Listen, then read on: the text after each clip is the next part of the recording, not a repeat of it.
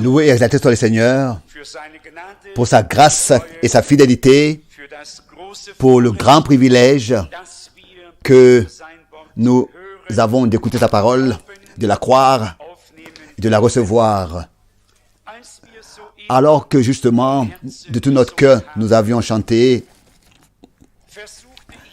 j'ai essayé de me mettre à la place de ceux qui, de tout leur cœur, ne peuvent pas encore chanter. Et c'est notre prière à tous que le cantique qu'on chante en commun à la fin de la réunion, du premier jusqu'à la fin, pour l'honneur de Dieu, que tous nous puissions le chanter. Chanter le cantique. Et par cela, on exprime que Dieu, dans cette réunion, cet après-midi, en chacun veut produire quelque chose et va produire quelque chose. Donc, avant la réunion, il est bien qu'on puisse chanter quand on chante, que tous en chantent. Et vous le savez, j'aimerais raconter une histoire, mais vous savez, je ne fais pas partie de ceux qui racontent des histoires.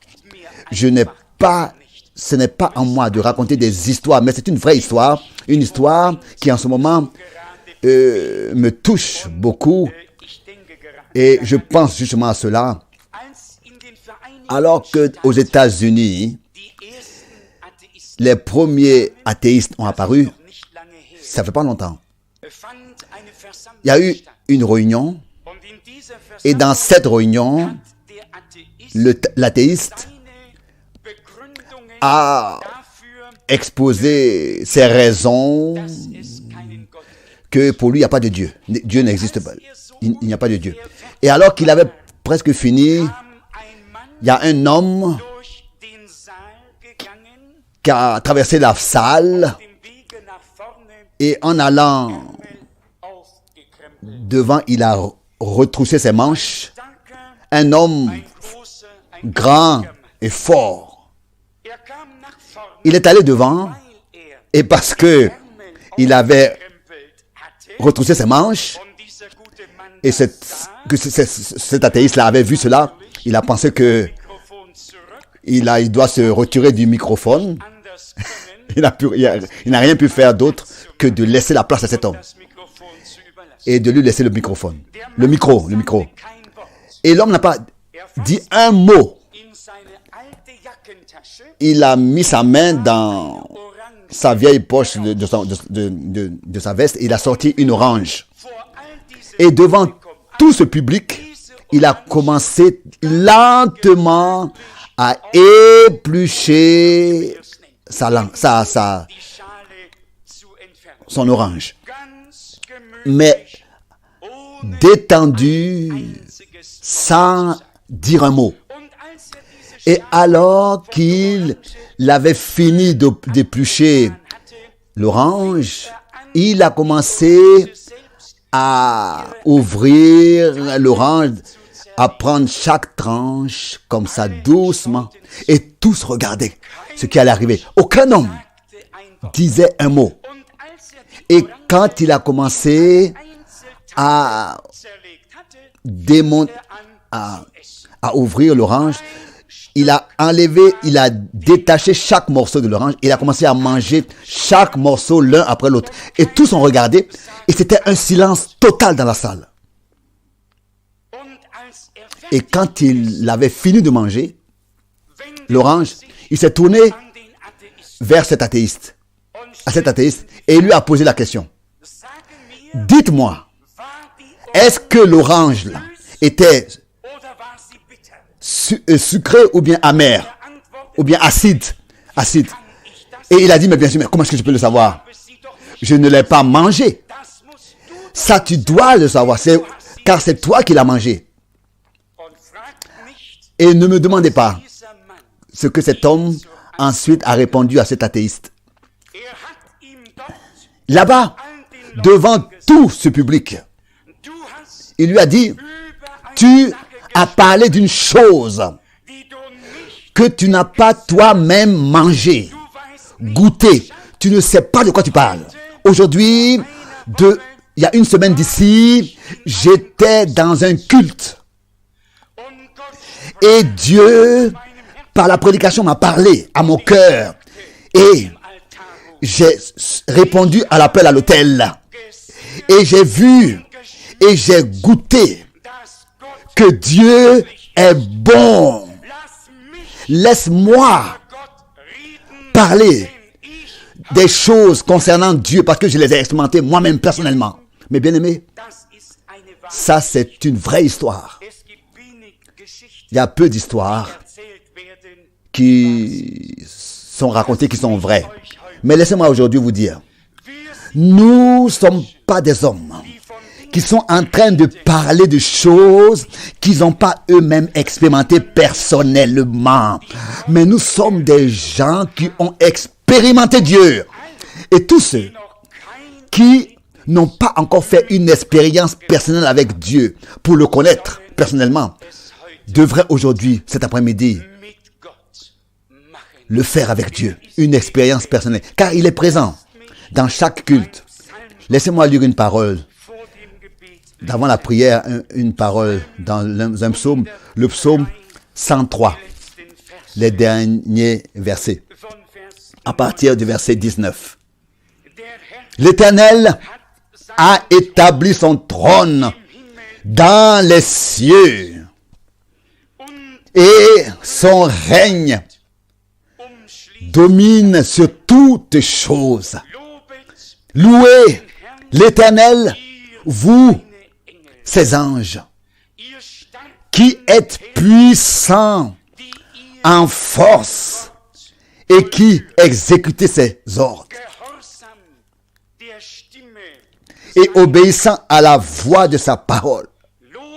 Louez l'Éternel, vous toutes ses armées, qui êtes ses serviteurs et qui faites sa volonté. Louez l'Éternel, vous toutes ses œuvres, dans tous les lieux de sa domination. Mon âme loue l'Éternel. Levons-nous pour prier ensemble. Père céleste, de tout notre cœur, de tout mon cœur, je te remercie pour le grand privilège que nous avons de pouvoir parler avec toi, le Saint et le véritable Dieu. Nous venons sous le couvercle du sang de l'agneau. Nous avons honte de nous-mêmes, mais nous n'avons pas honte de toi. Et non plus de ton évangile glorieux. Nous te remercions pour le message de joie, l'évangile, la bonne nouvelle. Oh, cet après-midi, Seigneur, que cette réunion te soit consacrée. Produis du fruit pour l'éternité et rencontre-moi et rencontre-nous tous. Viens à notre rencontre, à ma rencontre, dans ta parole, par ta parole. Viens avec la puissance de ton esprit sur nous tous. Seigneur, que chaque autre esprit soit chassé au nom de Seigneur Jésus-Christ. Ô Dieu, pendant que ta parole est apportée, que le salut, la guérison et la délivrance aient lieu sous l'écoute de la prédication de l'évangile. Que ton sang et que ton esprit agissent. Seigneur, nous nous consacrons à toi et nous croyons que le temps s'est rapproché dans lequel c'est pas seulement des miracles de guérison, mais des miracles de création auront lieu. Seigneur, Dieu Tout-Puissant, fais-moi grâce et fais-nous grâce à tous. Et révèle-toi à nous à cause de ta fidélité. À toi seul appartiennent la louange et l'honneur, la gloire et l'adoration d'éternité en éternité. Amen.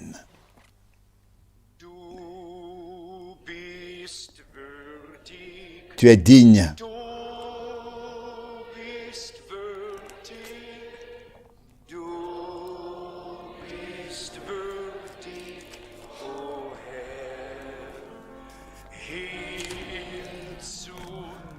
De recevoir honneur et gloire et adoration.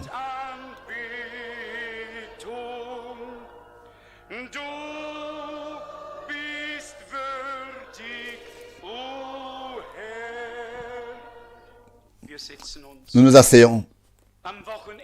Ce week-end, vendredi, je suis allé j'ai entrepris un vol à Londres. J'ai eu là-bas une rencontre avec le docteur professeur Lang, un homme qui a reçu le message de la tête aux pieds, qui vit dans le message et qui n'a qu'un seul souhait, c'est d'avoir part à ce qui doit se passer dans la langue, dans le domaine anglais, en langue anglaise.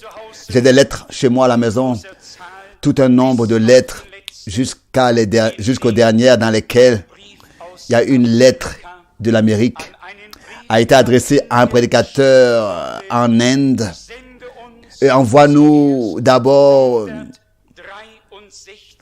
$163 et ensuite nous t'enverrons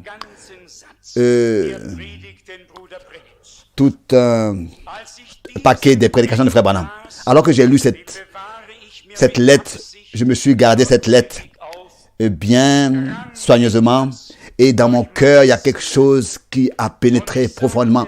Et j'ai dit, Seigneur, si c'est ta volonté, permets que nous puissions aussi servir le monde anglais et prendre la responsabilité pour le monde anglais, pour que ce ne soit pas seulement que les hommes du premier ou du deuxième monde, mais aussi les peuples du tiers-monde reçoivent la parole de Dieu révélée et l'écoutent gratuitement.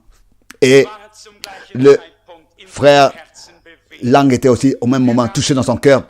Nous avons pris contact. Il a dit, frère Frank, comme je suis reconnaissant pour cet appel, depuis 2 ans,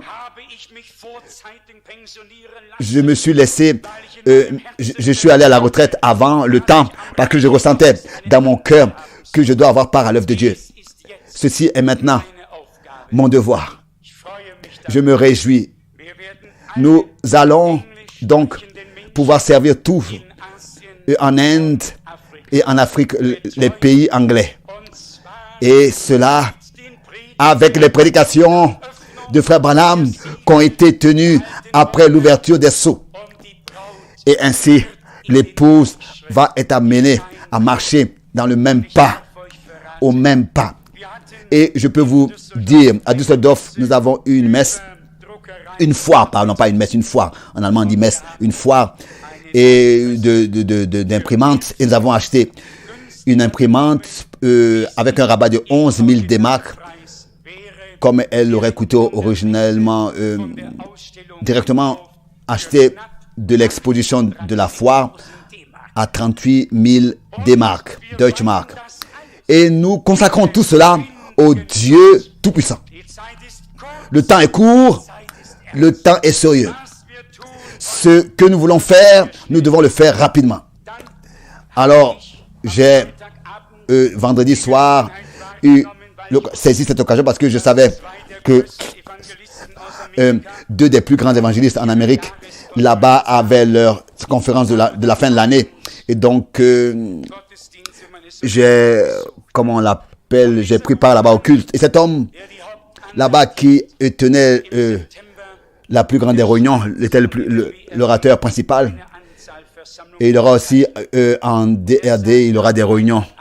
Et il disait, vendredi soir, viens samedi après-midi à 15h et je vais prier pour tous les malades personnellement. Et ce sera un culte comme vous l'avez jamais vu et comme vous l'avez jamais vécu.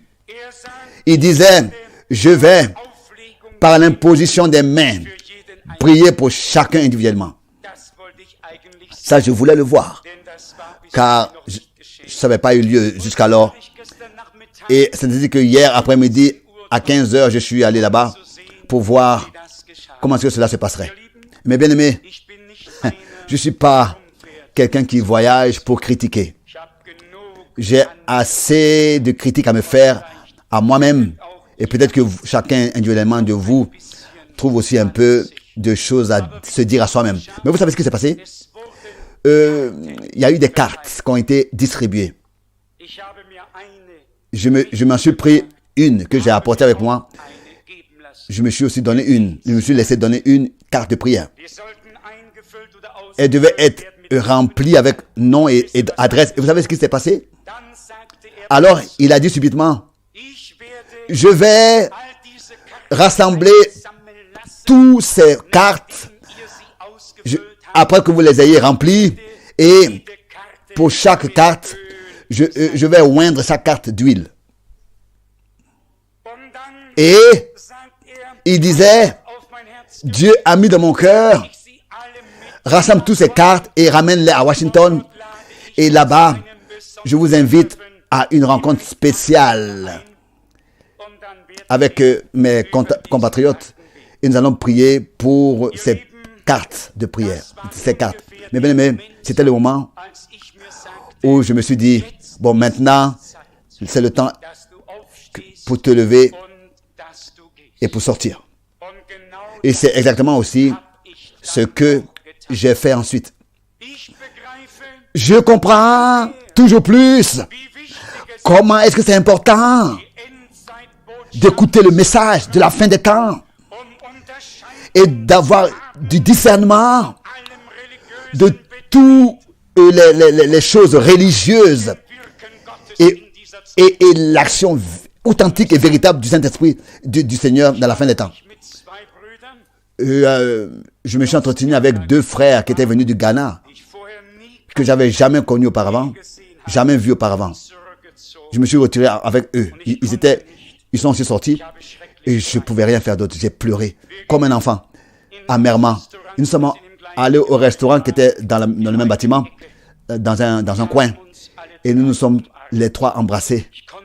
Je ne pouvais rien faire d'autre. Et j'ai pleuré amèrement. J'ai dit, frères, ici, voilà ce qui se passe dans cette salle. Et alors qu'ils ont entendu que j'étais frère Frank, il y en a un qui a dit, mais écoute, je suis le premier qui a, au Ghana, reçu les prédications de frère Branham. J'ai dit, mais qu'est-ce que tu fais ici? Et nous avons commencé à parler ensemble. Vous voyez, Dieu a un chemin merveilleux qu'il a ouvert. Un homme qui me suit, et j'ai dit, je suis frère Frank. Et il a écouté un peu ce que je lui disais. Et il a dit, je viens de Trondheim, de la Norvège.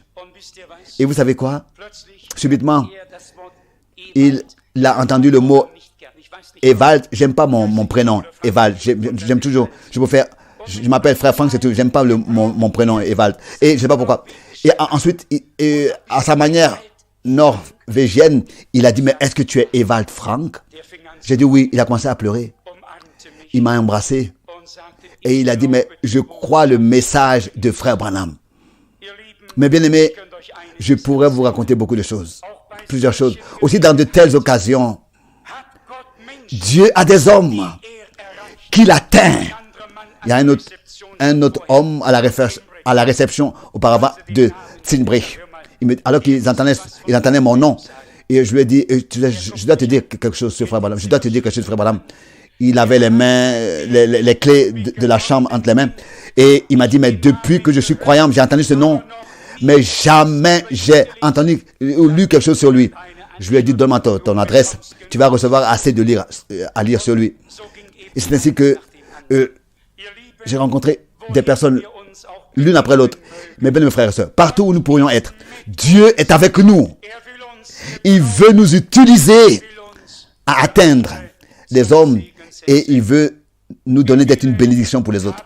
Combien ont lu la dernière prédication qui a été éditée et envoyée en relation avec la dernière lettre circulaire, Avez-vous tous lu?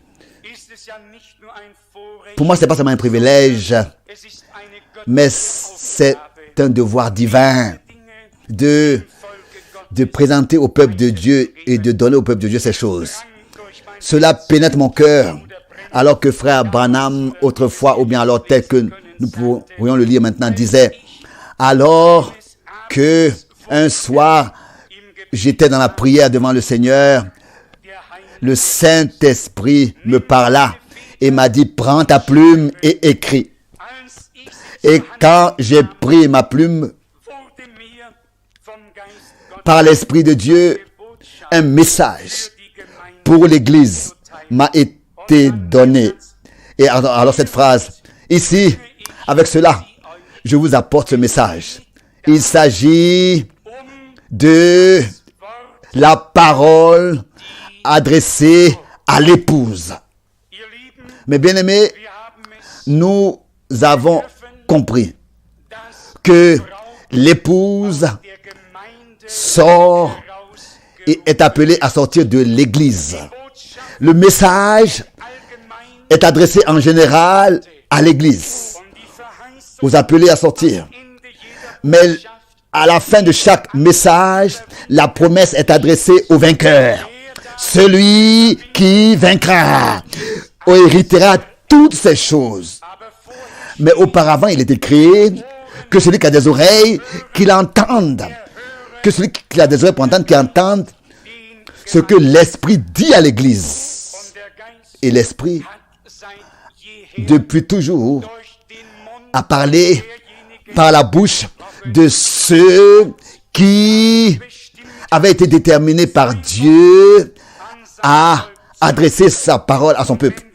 Et si aujourd'hui, en cet endroit, nous mentionnons et insistons sur le ministère de frère Branham, ce n'est pas pour rabaisser le ministère d'autres frères, mais c'est pour montrer la place de ce ministère dans la parole de Dieu et la responsabilité qui est liée à cela. Et montrer cela aux hommes. La responsabilité qui est liée à la reconnaissance de ce ministère. Car encore, dans Amos chapitre 3, verset 7, il est écrit, Dieu ne fait rien, si ce n'est qu'il révèle d'abord ses secrets à ses serviteurs, les prophètes. Pas aux évangélistes, pas aux anciens, pas aux diacres, mais à ses serviteurs, les prophètes. Il leur révèle ses secrets. Avant de faire quelque chose, il le révèle à ses serviteurs, les prophètes. Et nous croyons que frère Branham était un homme envoyé de Dieu, un prophète qui, au nom du Seigneur, a parlé. Oui, par lequel Dieu a parlé. Laissez-moi mentionner 2-3 choses de cette parole de Dieu qui lui a été directement accordée par l'inspiration du Saint-Esprit, qui lui a été dictée. Citation. Dans ces derniers jours, la vraie église épouse apparaît. La descendance, la semence de Christ va vers la pierre de fête et elle sera une race super race qui se rapproche de lui, qui devient semblable à lui. Nous avons repris cette expression super race de l'anglais et nous l'avons laissé ainsi. Ce qui veut dire par là, une super race, c'est un sacerdoce royal, un royaume de sacrificateurs, une race élue, des fils et des filles de Dieu qui doivent être manifestés dans ces derniers jours.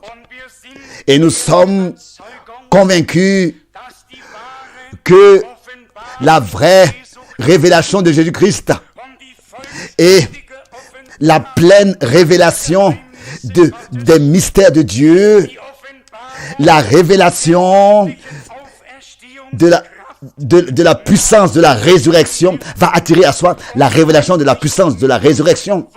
Et que ce ne sera pas seulement des signes, des prodiges et des miracles qui auront lieu de façon ordinaire, mais des signes et des prodiges et des miracles qui auront lieu, qui seront de sorte à caractère extraordinaire pour que l'épouse puisse se différencier de toutes les autres églises. Jusqu'à maintenant, il est toujours dit, Christ est ici et Christ est là. Et on peut, dans une foule d'à peu près 4000 personnes, crier, élever la voix et dire, la vérité vous rendra réellement libre. À quoi est-ce que cette citation qui est à 100% vraie des Écritures, si l'homme qui mentionne cette écriture lui-même n'a pas encore connu la vérité et lui-même ne la prêche même pas? Est-ce que la citation de cette écriture ou bien la répétition d'un verset biblique va pouvoir aider les gens?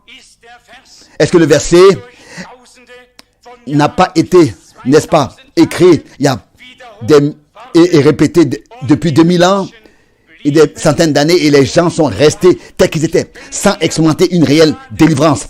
Si nous lisons justement cette parole dans Jean 8, si vous voulez la lire, elle est d'une grande importance. Jean, ici, chapitre 8, à partir du verset 31, oui, peut-être à partir du verset 30 déjà. Comme Jésus parlait, ainsi plusieurs crurent en lui. Et il dit aux Juifs qui avaient cru en lui, si vous demeurez dans ma parole, vous êtes vraiment mes disciples.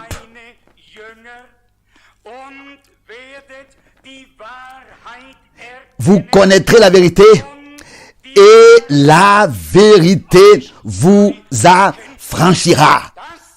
Ça, c'est le mystère de cette écriture, de la Bible.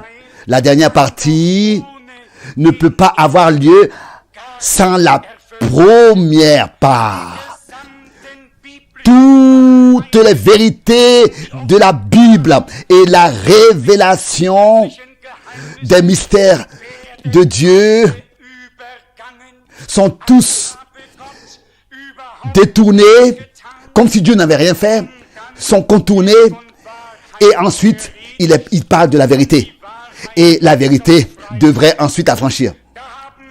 Nous avons ici à poser la question, mais qu'est-ce que c'est que la vérité? Et la réponse est, la vérité est la parole de Dieu. Sanctifie-les dans ta vérité. Ta parole est la vérité.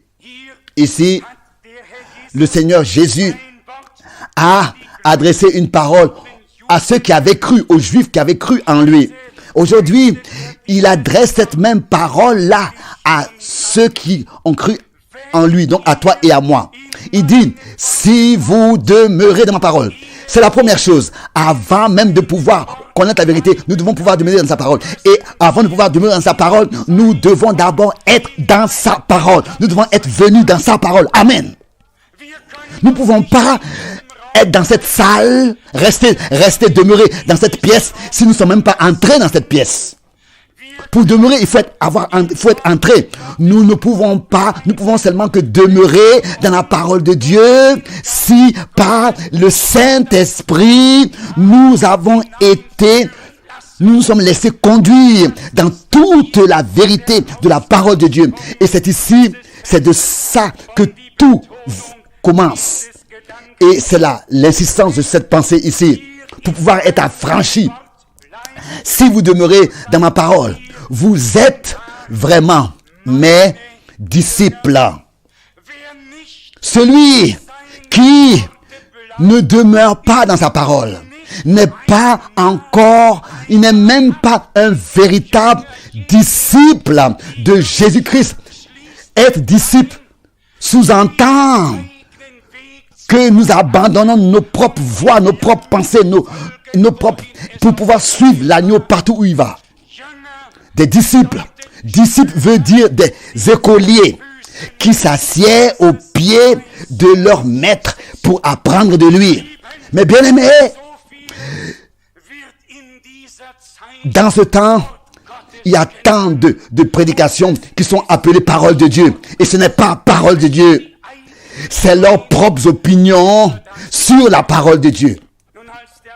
Alors que cet homme disait, comme ça, pendant 10 minutes à peu près, je vais vous prophétiser. Je vais vous apporter une prophétie. Alors là, j'ai compris. Plusieurs choses ont été claires pour moi. Et il disait, je me tiens ici en tant qu'un prophète de Dieu. Oh, je pensais, mais à tel point où est-ce que ces choses doivent encore aller? Et en juin 1958, parmi des centaines, à Dallas, Texas, je l'ai vu. Mes bien-aimés, mon cœur est reconnaissant et touché en même temps. Beaucoup ont entendu le messager et ont saisi cette occasion pour, dans le royaume de Dieu, bâtir leur propre royaume. Il n'y a qu'un seul dans cette génération qui n'avait pas une grande société religieuse avec des managers et tout ça, mais qui faisait seulement ce que Dieu lui avait ordonné de faire. Mais bien aimé, pour nous aujourd'hui, il s'agit de ce que nous puissions reconnaître. Et cela de tout notre cœur, reconnaître. Et dans la vérité, être de tout notre cœur des disciples, devenir des disciples de Jésus-Christ.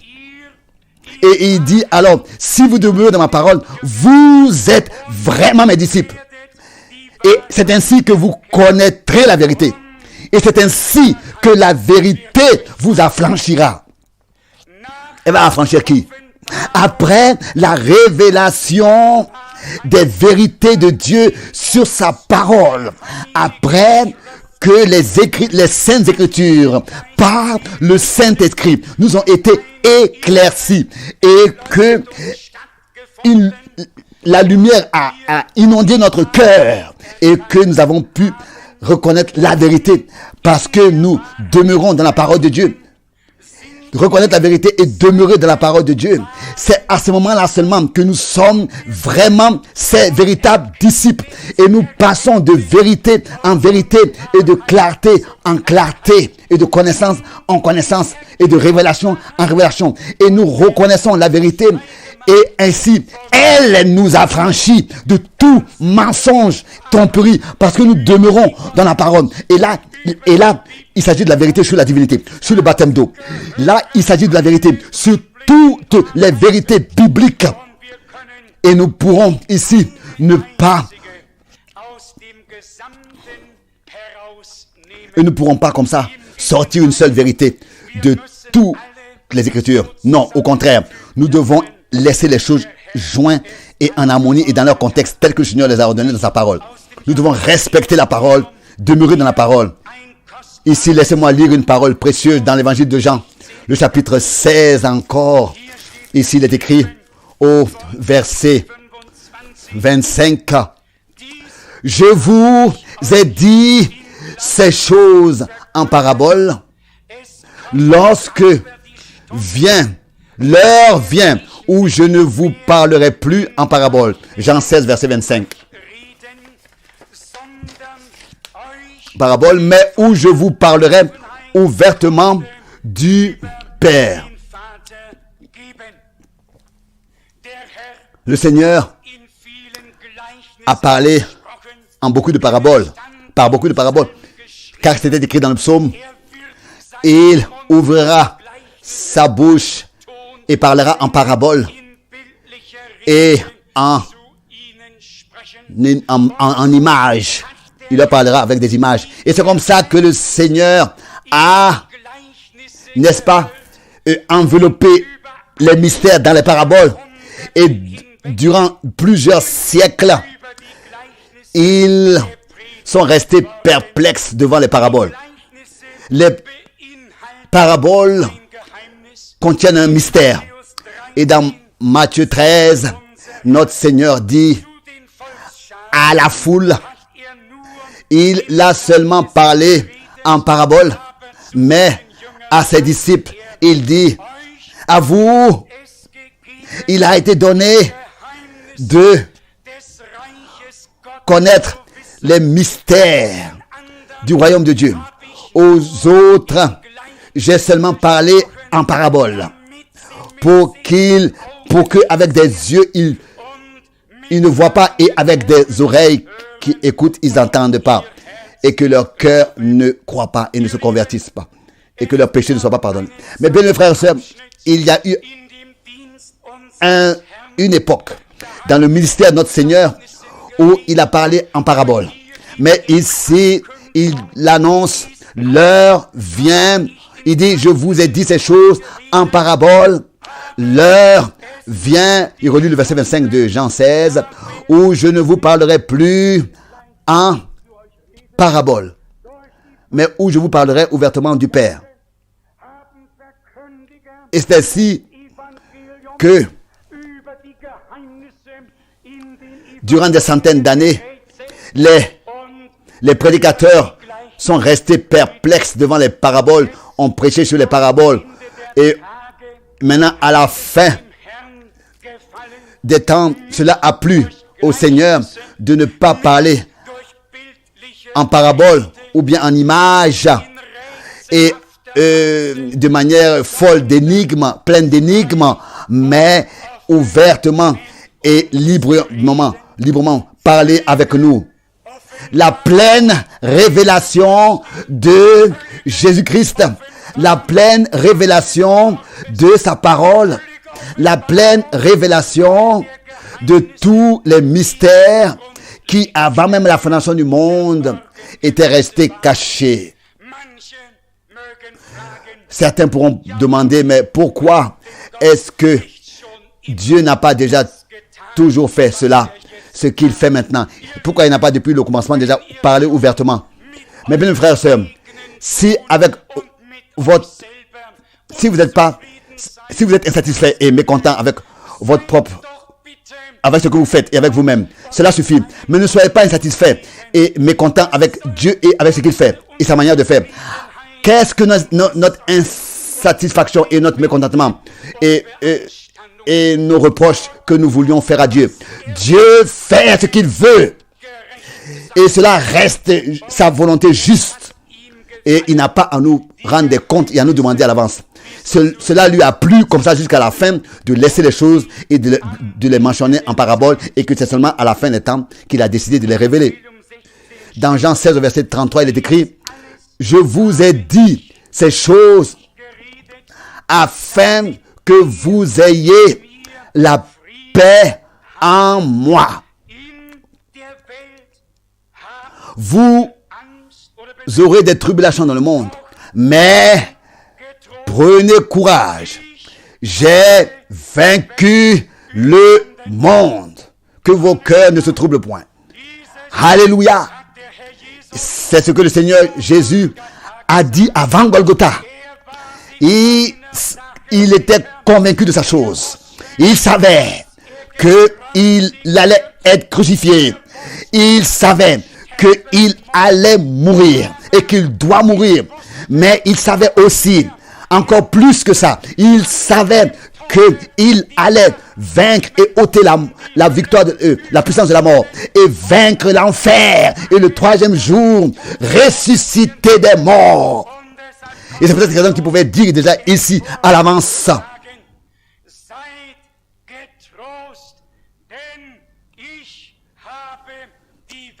mais prenez courage, j'ai vaincu le monde. Que vos cœurs ne se troublent point. Prenez courage, j'ai vaincu le monde. Il n'a pas dit, bon, regardez, vous devez plus tard vaincre le monde. Alors préparez-vous. Non, il a dit, dans le monde, vous avez des tribulations. En allemand, vous avez des peurs, des inquiétudes. Vous avez des tribulations. Dans le monde, vous êtes en souci. Et vous passez par des tribulations et par des épreuves. Mais prenez courage. Au milieu de difficultés, prenez courage. Pensez à cela, car moi, pas quelqu'un d'autre, moi, le Seigneur des Seigneurs et le Roi des Rois, il disait aux siens, prenez courage, car j'ai vaincu le monde. Alléluia. Loué soit notre Dieu. Et je me pose la question aujourd'hui, est-ce que Jean, alors qu'il écrivait ses épîtres, n'a-t-il pas pensé à cette déclaration du Seigneur alors qu'il écrivait ces paroles dans 1 Jean 5 au verset 4 sous l'inspiration du Saint-Esprit? La foi est la victoire qui a triomphé du monde. Pas la foi seulement, mais votre foi est la victoire qui a triomphé du monde. Donc, ajoutons et joignons ces deux choses ensemble. D'abord, la constatation que dans le monde, vous avez des tribulations, des difficultés, des peurs, vous avez des tribulations, vous avez des épreuves, vous avez des difficultés et toutes sortes de choses qui pourraient vous arriver. Ensuite, suit cette phrase en insistant. Mais, prenez courage. En allemand, soyez consolés. Soyez consolés. Car j'ai vaincu le monde. Prenez courage.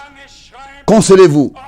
Et Jean écrit, votre foi, notre foi est la victoire de Golgotha, la foi dans l'œuvre accomplie de Golgotha, qui a triomphé du monde. Et mes bien-aimés, maintenant j'ai la question à poser. Si notre foi est la victoire qui a triomphé du monde, donc c'est sûrement ainsi que nous devons dire que l'incrédulité est le contraire de ce que la foi est. Alors, on peut exactement dire aussi que l'incrédulité, le doute est ma défaite. La foi est ta victoire et ma victoire. Et je pense, l'incrédulité est notre défaite dans les choses du monde et dans les épreuves et tout ça. Nous devons avoir un jugement correct de l'évangile de Jésus-Christ. Et notre foi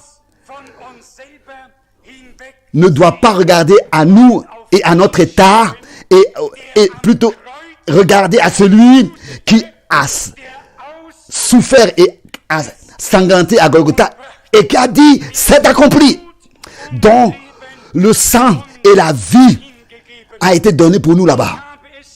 Ici, je l'ai déjà dit plusieurs fois ici il n'y a pas longtemps, la plupart des croyants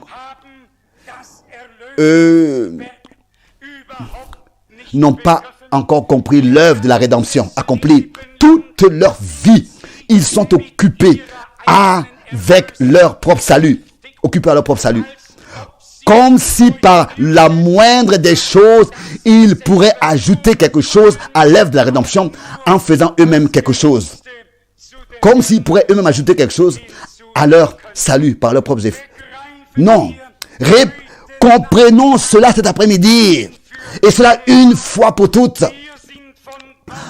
de Dieu en Christ, avant même la fondation du monde, nous avons été élus à être des fils et des filles de Dieu, prédestinés à l'être. Et sur la croix, à Golgotha, le prix a été payé.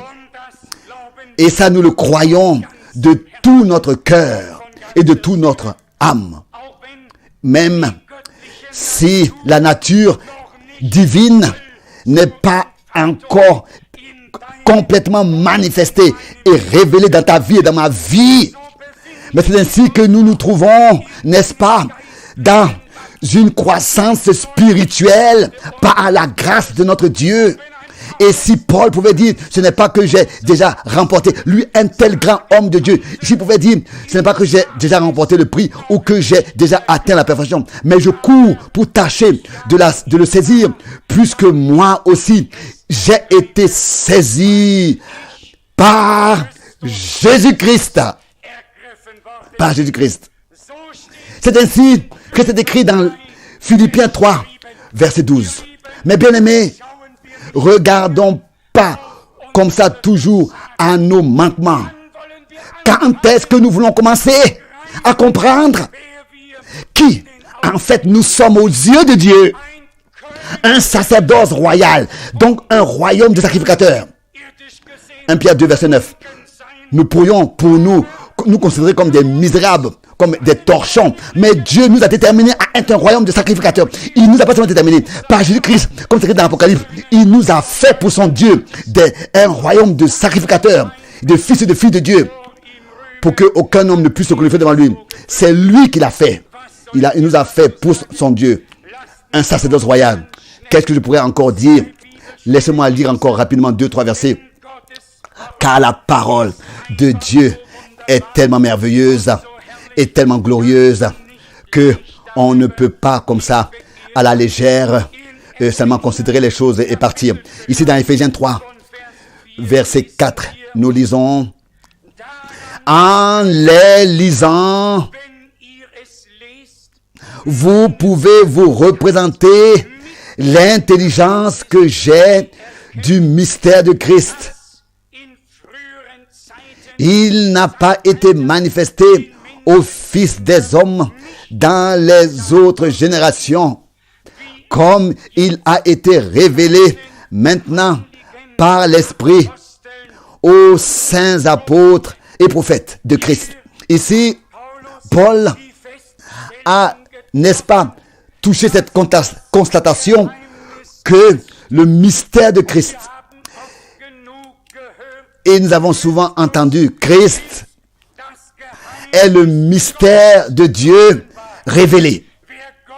Celui qui veut rencontrer Dieu doit le rencontrer en Jésus-Christ. Car Dieu, selon sa nature, est esprit. Et il a revêtu une forme humaine à cause de l'homme. Et cela a eu lieu en Jésus-Christ. Dieu, en Jésus-Christ, t'a rencontré en Christ Jésus. Et toi et moi, nous pouvons que le rencontrer aussi en Christ Jésus. C'est pour cette raison qu'il dit: personne ne vient au Père que par moi. Ça, nous l'avons compris. Et pour cela, nous lui en sommes très reconnaissants. Et notre Seigneur, n'est-ce pas, a dit: le temps arrive où je ne parlerai plus en parabole avec vous, où je vous parlerai ouvertement et vous direz tout. Et ici, dans Colossiens, le chapitre 2, à partir du verset 24,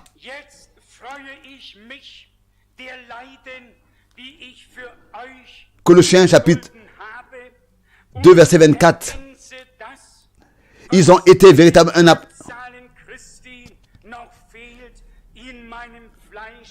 dans ma chair.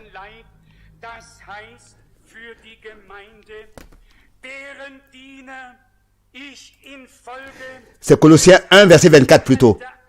Colossiens 1, verset 24. Je me réjouis maintenant dans mes souffrances pour vous et ce qui manque aux souffrances de Christ, je l'achève en ma chair pour son corps qui est l'Église. C'est d'elle que j'ai été fait ministre selon la charge de Dieu qui m'a été donnée auprès de vous, afin que j'annonce pleinement la parole de Dieu, le mystère caché de tout temps et dans tous les âges, mais révélé maintenant à ses saints. À ses saints. Colossiens 1, verset 24 jusqu'à verset 26. Et que cela n'est pas une parole merveilleuse, afin d'annoncer parfaitement la parole de Dieu. Autrefois, les gens auraient pu dire, oui, mais pourquoi est-ce que Dieu n'a pas déjà auparavant révélé ces choses?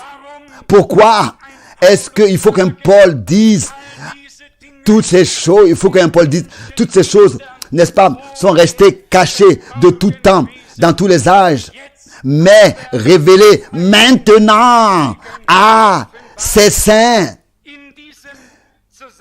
Dans ce contexte, cette formulation est écrite afin d'annoncer la parole de Dieu parfaitement en allemand, pas pleinement seulement, mais parfaitement. Pas seulement une partie de la parole de Dieu, pas seulement de prendre une partie des Écritures, mais prendre toutes les Écritures. Avec ce qui est prêché, utiliser toutes les Écritures, de la Genèse jusqu'à l'Apocalypse, et ainsi rassembler tout et prêcher le mystère, et ainsi les révélations de Dieu qui se complètent, et pour qu'elles soient pleines et parfaites, transmettre cela au peuple de Dieu par tous les prophètes et les apôtres. Bien sûr qu'il y a eu beaucoup d'apôtres et d'hommes de Dieu, mais il n'y a eu qu'un seul Paul. Et il y a beaucoup de serviteurs de Dieu, beaucoup d'hommes qui avec un cœur sincère, et d'autres qui veulent voyager. Mais Dieu nous a accordé la grâce de reconnaître de quoi il s'agit maintenant.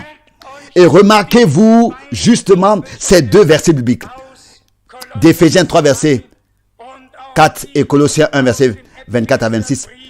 D'Éphésiens chapitre 3 et Colossiens 1, à partir du verset 24. Si vous le permettez, et avec cela je vais terminer, je vais vous lire encore dans Actes des Apôtres, le chapitre 3, à partir du verset 21. Et vous allez voir de quelle manière Dieu a résumé les choses. Peut-être déjà à partir du verset 20.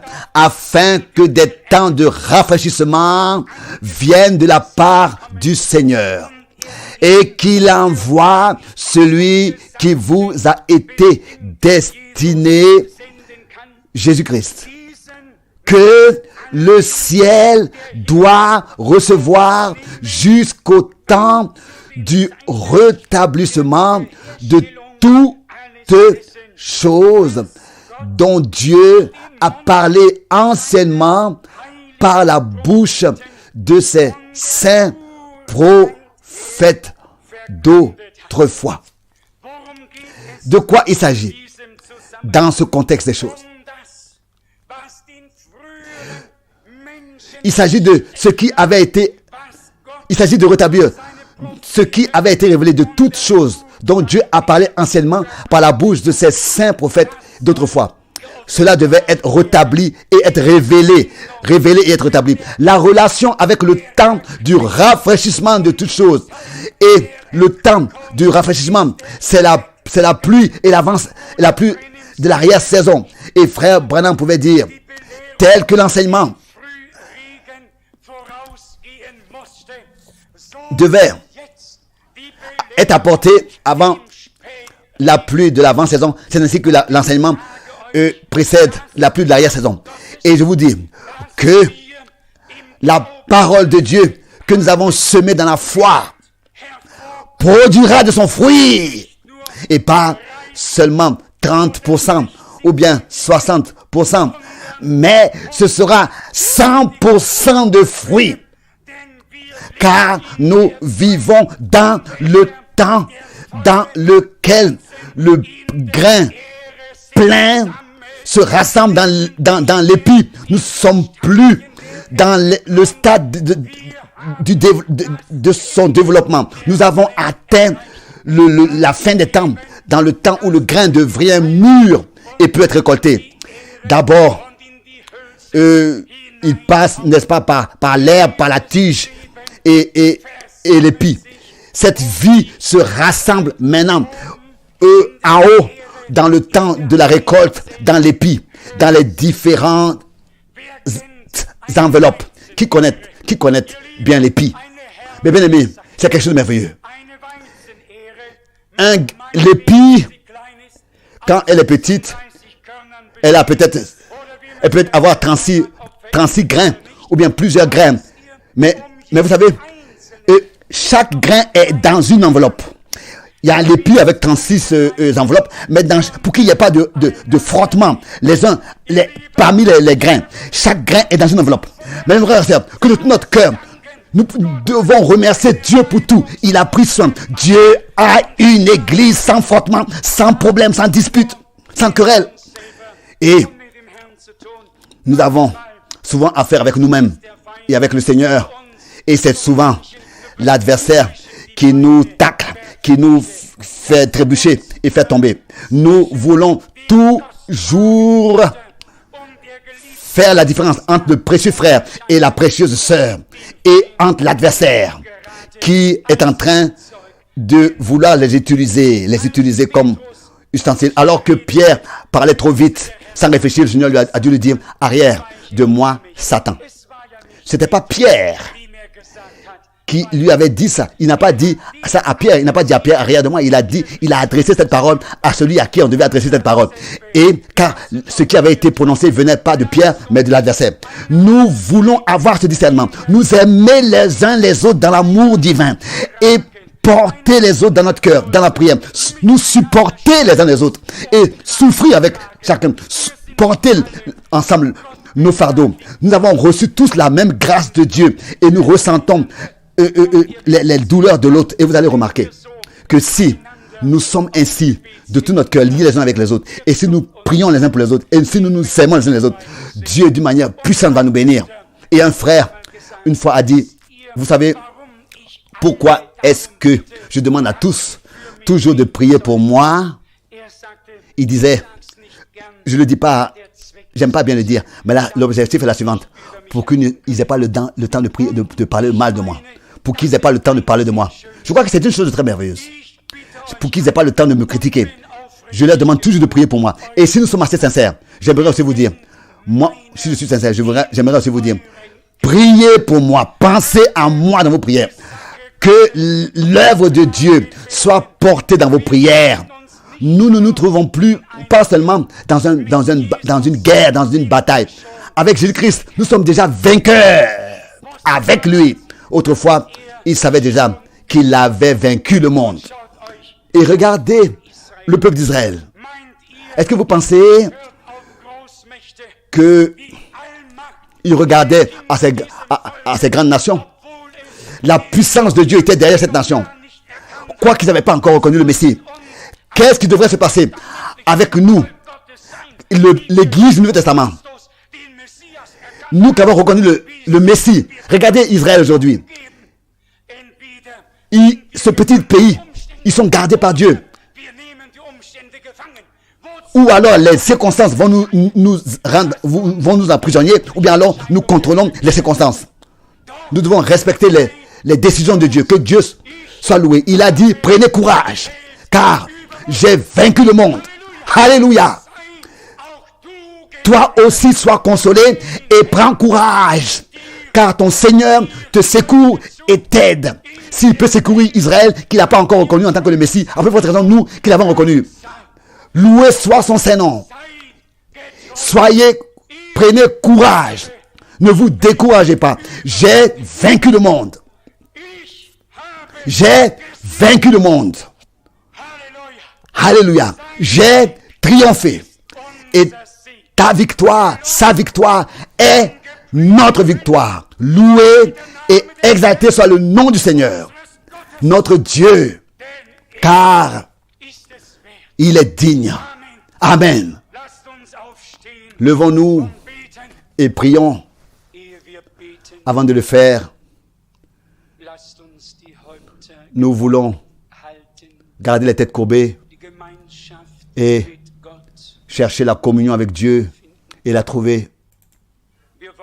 Nous voulons, dans une prière commune, apporter toutes les requêtes au Seigneur comme première chose pour ceux qui aujourd'hui veulent consacrer leur vie à Dieu. Le temps va vers sa fin. La venue du Seigneur est très proche. Qui aujourd'hui, dans son cœur, a été touché et sait que le Seigneur lui a parlé, qu'il puisse rapidement, pendant que tous les yeux sont fermés, lever les mains. Merci, merci, merci, merci, merci, merci, merci, merci. Que Dieu vous bénisse tous. Qui aujourd'hui est venu avec des requêtes de guérison de son corps pour recevoir une guérison de son corps par Dieu. Laissez-moi voir les mains. Que Dieu vous bénisse tous. Que Dieu vous bénisse. Merci.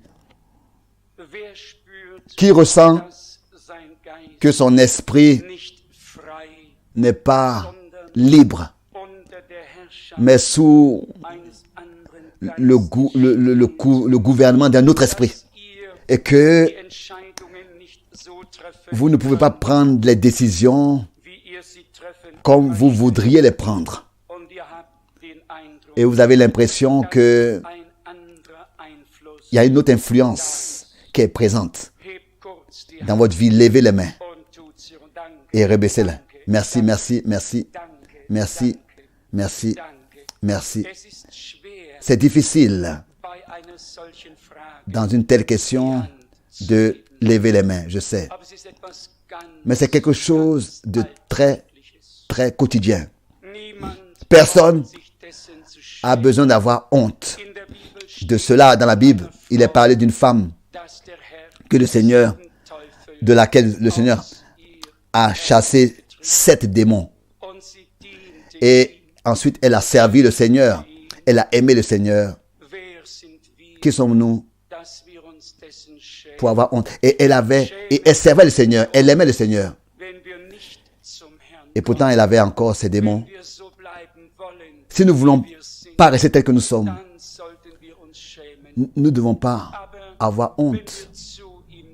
Mais si nous voulons rester comme nous sommes, avec des influences, des mauvais esprits, pensant que tout va bien, non, ça veut dire que donc nous pouvons avoir honte. Mais si nous voulons être délivrés, on n'a pas besoin d'avoir honte. Si nous voulons que le Seigneur nous délivre de toute influence, levez les mains. Que Dieu vous bénisse tous. Qui a encore un autre problème? Une prière de requête, une requête de prière. Vous savez que, je pense, tout le monde, tous nous avons des requêtes. Dieu les connaît, il sait qui, n'est-ce pas, sait et il veut répondre. Nous voulons maintenant ensemble entendre ce cœur, crois seulement. Et ensuite, nous allons directement passer à la prière ensemble. Et que chacun prie pour chacun et aussi pour lui-même. Les Saintes Écritures. Le prophète Ésaïe, je voudrais ouvrir le chapitre 53. Laissons-nous ensemble prier. Seigneur notre Dieu, ta parole n'est pas seulement écrite dans un livre sur des pages en papier. Ta parole est dans notre cœur. Elle a été écrite dans notre cœur par le Saint-Esprit. Oh Dieu, nous n'avons pas besoin de crier comme les prêtres de Baal. Tu es celui qui garde Israël et tu es le berger d'Israël. Tu ne dors et ne sommeilles pas. Que nos prières, en raison du sang répandu, atteignent ton trône de la grâce, ô Seigneur. Sauve chaque âme, délivre chaque esprit, guéris chaque corps, Seigneur. Que des miracles aient lieu, des miracles de salut, de guérison, de délivrance, oui, des miracles de création aient lieu en ton nom, par ta puissance. Bien-aimé Seigneur, tel que nous n'avons pas besoin de crier à quelqu'un quand nous parlons avec la personne, c'est ainsi que nous n'avons pas aussi besoin de crier. Nous pouvons parler avec toi comme un ami parle avec son ami. Seigneur, tu as dit, je ne vous appelle plus mes serviteurs, mais mes amis. Car un serviteur ne sait pas ce que fait son maître, veut faire son maître. Mais vous le savez. Oh Seigneur, je te remercie et je loue ton saint nom. Tu étais plein d'amour et tu nous as parlé. Et tu as mis la décision dans chaque cœur. Et par ta foi, par ta grâce, tu as produit la foi dans les cœurs sous l'écoute de ta parole, de la prédication de ta parole. La foi en toi, en tant que notre sauveur personnel et celui qui nous guérit et qui nous sauve. Nous croyons que tu as versé ton sang, Seigneur, pour le pardon des péchés, pour beaucoup. Seigneur, nous venons à toi, tels que nous sommes. Nous ne voulons pas d'émotions, de choses charnelles. Non, par ta parole. Ce ne sont pas nos émotions qui doivent être atteintes, mais notre cœur, nos âmes doivent être atteints et adressés. Oh Seigneur notre Dieu, ce n'est pas à nos émotions que tu parles. Nous te remercions, ta parole, dans ces derniers jours, tu nous as accordé la grâce de l'écouter. Tu nous as accordé ta grâce parmi toutes ces voix. Faire la différence entre ta voix. Et nous avons examiné tout avec les Écritures pour savoir si c'est exact. Loué soit ton Saint-Nom. La voix du bon berger, nous l'avons reconnu. Nous voyons les Écritures s'accomplir devant nos yeux. Si aujourd'hui tu te tenais ici, tu mentionnerais les prophètes de l'Ancien Testament et ouvrirait les Écritures du Nouveau Testament et dirait, regardez, aujourd'hui, cette Écriture est accomplie devant vous. Seigneur, je te remercie et je te loue de ce que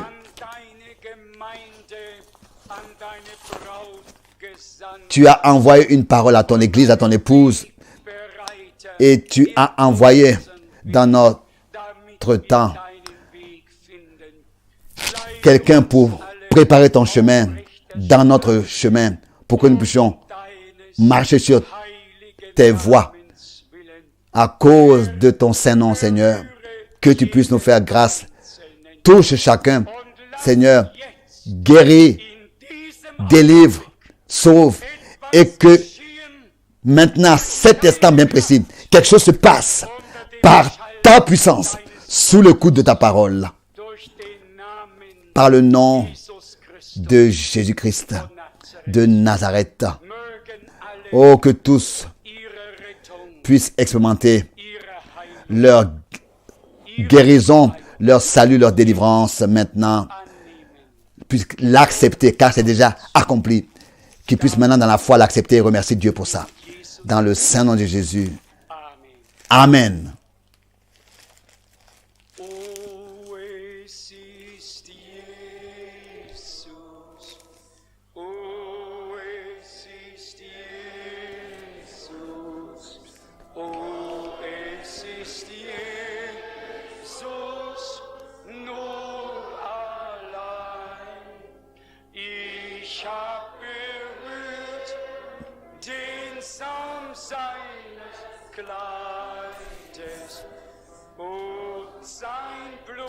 Oh, c'est Jésus, j'ai touché le bord de son vêtement et son sang m'a purifié.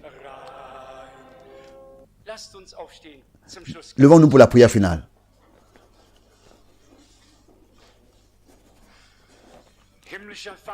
Père Céleste, de tout notre cœur, je te remercie pour le grand privilège d'avoir part à ce que tu fais maintenant. À ce que ce qui était resté caché aux enfants d'hommes dans les siècles passés, il n'avait pas été prêché. Maintenant, tu l'as révélé à ton peuple. Et tu l'as révélé par l'envoi de ton dernier ange, de ton messager adressé au dernier âge de l'Église. Seigneur, je te remercie de tout mon cœur. Nous te remercions d'abord pour toi-même, pour ce que tu as fait en nous. Nous te remercions pour tous les prophètes que tu as utilisés, pour tous les apôtres, pour tous les serviteurs, jusqu'à dans nos jours. Et tu as laissé un témoignage vivant. Un témoignage vivant que tu vis et que tu es le même. Tu as révélé cela à ton peuple. Et tu l'as prouvé dans notre temps. Je te remercie de ce que, à la fin du temps, tu n'as pas laissé, tu ne laisseras pas ton peuple comme ça, comme un mémorial mort, mais un endroit dans lequel toi, le Dieu vivant, tu peux te manifester. Oh Seigneur, agrée-nous et fais de nous comme tu le veux, loué et exalté, sanctifié soit ton saint nom, que ton règne vienne et que ta volonté soit faite, comme au ciel, aussi sur la terre, dans le saint nom de Jésus-Christ.